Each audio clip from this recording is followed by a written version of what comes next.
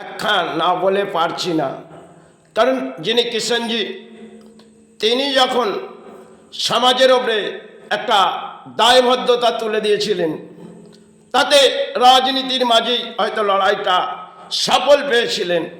কিন্তু সেক্ষেত্রে সেই সময় আমাদের রাজনীতি এত জাগেনি। আজকে দেখবেন হৃদয় যে রাজনীতিটা জেগে বসেছে বাংলার মাঝে, আর দুটি অঙ্কের হয়তো ফুলের খেলার মাঝে খেলেছে কেউ একজন। হয়তো কোন ফুল কখন ফুটে ওঠে সেটা আমরা জানি না, কিন্তু হয়তো ফুটে উঠলো আর গাছ থেকে ঝরে গেল, তা বুঝে উঠলাম না। কিন্তু এই পরিস্থিতি যে বাংলার, সেটা দুর্ভাগ্য। কারণ 2026 সেটা একটা ভোট ব্যাংকের কেউ সাহারা পেয়েছে। তাহলে তখন আপনারা কেন প্রতিবাদ করেননি? এই সমাজের দায়বদ্ধতা, আপনারা রাজনীতি করে সমাজে কিছু ক্ষয়ক্ষতি হয়তো সবাই হয়েছে। কেন মাওবাদী যখন সৃষ্টি হয়েছিল তখন তার জটটা কেউ দেখেনি, কেন এক পক্ষে ঢল নেমে পড়েছিল। আর এই মাওবাদী কোথা থেকে এলো আর কিভাবে সৃষ্টি হলো, এর বহু অংশের ব্যাখ্যা যদি বলা যায়, সমাজের কাছে একটি পাপী মানুষ, তাই ধর্মের মাঝ থেকে হয়তো কিছু বলা উচিত না। কেন এই কলিযুগে অধর্ম, আর এই অধর্ম বিনাশ করাটা অত্যন্ত কঠিন। আজকে দেখবেন অধর্মের মাঝে জেগে পড়ে সমাজ, আর রাজনীতিও জেগে পড়েছে। কেন সবাই রাজনীতি এত জাগেনি। আর যে হৃদয়ে আমরা আজকে সাহারা ভেবে নিয়েছি, সেটাও একটা দুর্ভাগ্য।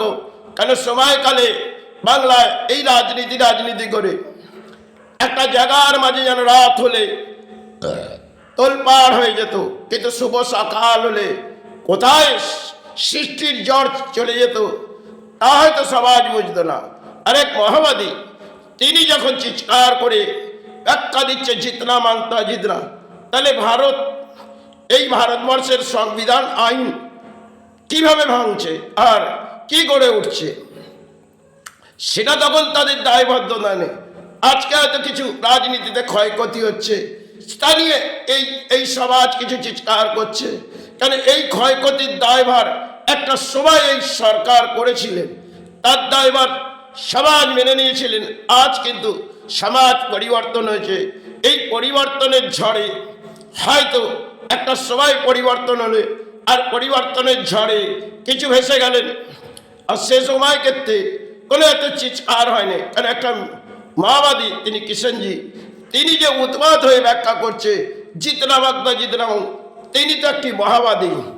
আর মাওবাদী সেটা একটা মিডিয়ার সামনে এসে ব্যাখ্যা দিচ্ছে।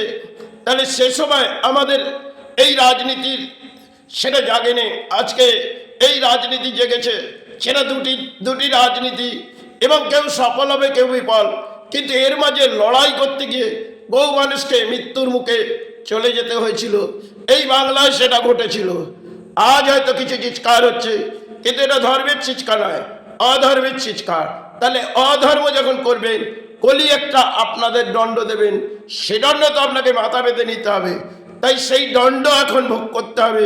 কারণ অসৎ কর্মের বলি চালিয়ে হয়তো আপনি জায়গা পেলেন, কিন্তু সৎ কর্মে কলিতে জায়গা পাওয়া যায় না, আর অসৎ কর্মে কলিতে ভরাডুবি।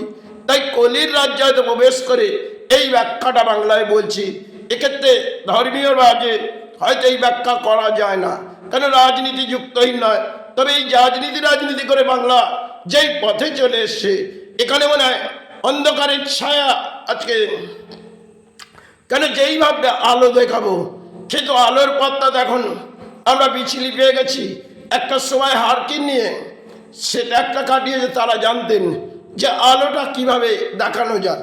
আজকে পথে আলো তো আমাদের রাস্তাঘাটে আছে, আর ঘরের মধ্যে আমাদের আলো প্রবেশ করছে।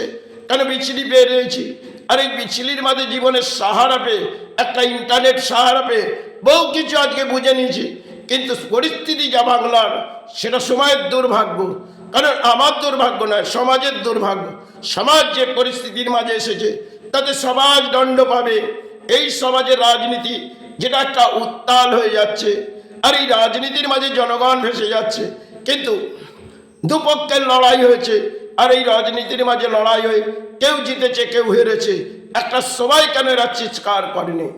আজকে তারা বলছে এই এই এই জুলুমের শিকার হচ্ছে, কিন্তু একটা সবাই যখন নন্দীগ্রাম এই সমস্ত জায়গায় যখন এই সমস্ত জুলুম হয়েছিল তখন তাদের দায়বদ্ধতা ছিল না। আজকে দায়বদ্ধতা এসে করেছে, কেন রাজনীতি জেগে উঠবে, হয়তো রাজনীতি ভেঙে পড়েছে, নতুন করে জাগানো খুবই কঠিন। তবে কেউ এগিয়ে আসবে, কেউ পিছিয়ে যাবে, এটা একটা খেলার ময়দান, রাজনীতি একটা খেলা। তাই খেলার মাঝে জনগণ যাকে সাহারা ভেবেছে তাকে দিয়েছে। এক পক্ষে ঢল নেমেছিল খেলা হবে, কিন্তু খেলাটা শেষ হয়েছে, আবার নতুন করে খেলা হচ্ছে। এই তো রাজনীতি।